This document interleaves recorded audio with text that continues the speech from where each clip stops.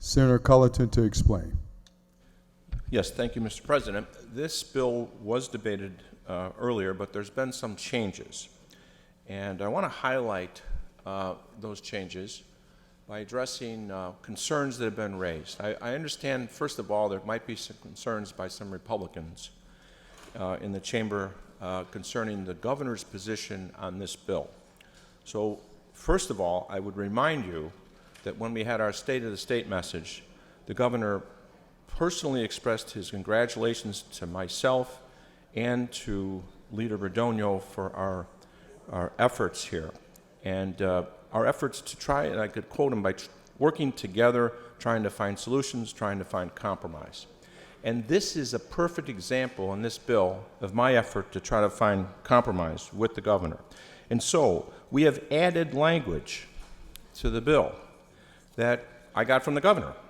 It's called a Tier 3 plan, so that in this pension bill, newly hired employees at SCRS, SURS, and TRS would have the option to be shifted to a hybrid plan that has a defined contribution component, and for those employees who do not participate in Social Security, a defined benefit component. And of course, you'd have the option to stay in your Tier 2. Also, the plan provides a local option which would allow other units of government to choose by ordinance to offer a similar type. I got this language from the governor. Earlier, in the earlier effort to put this bill together, the governor's office also gave me a number of other changes.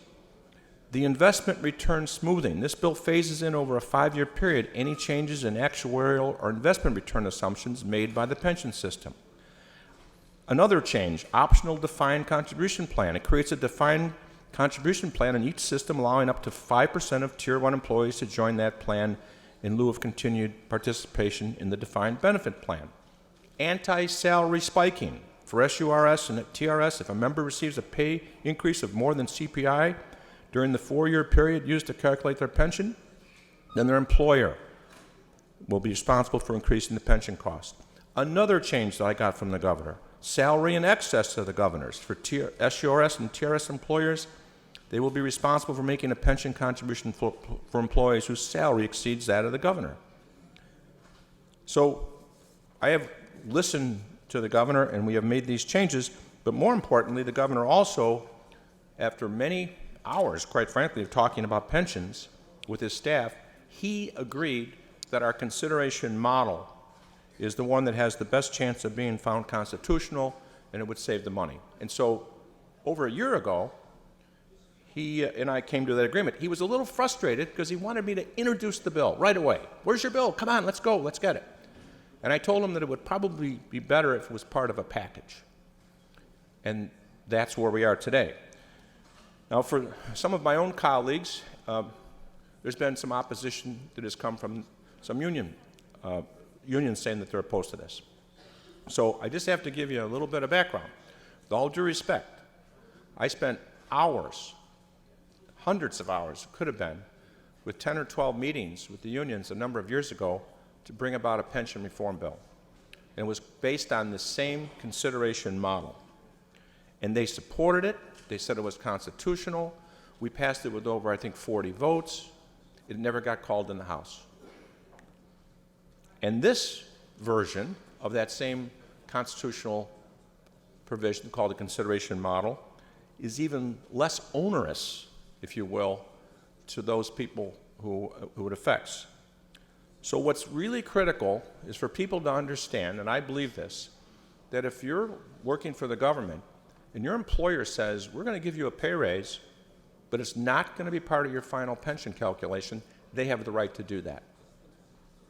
And that's critical to understanding what this bill does. So here's what we're saying to all the people who haven't been hired in the last 5 years. That's about 25% of our workforce. These are people who have a Tier 1, what we call a Tier 1 pension. Here's what we're telling them. We're going to give you 3 things.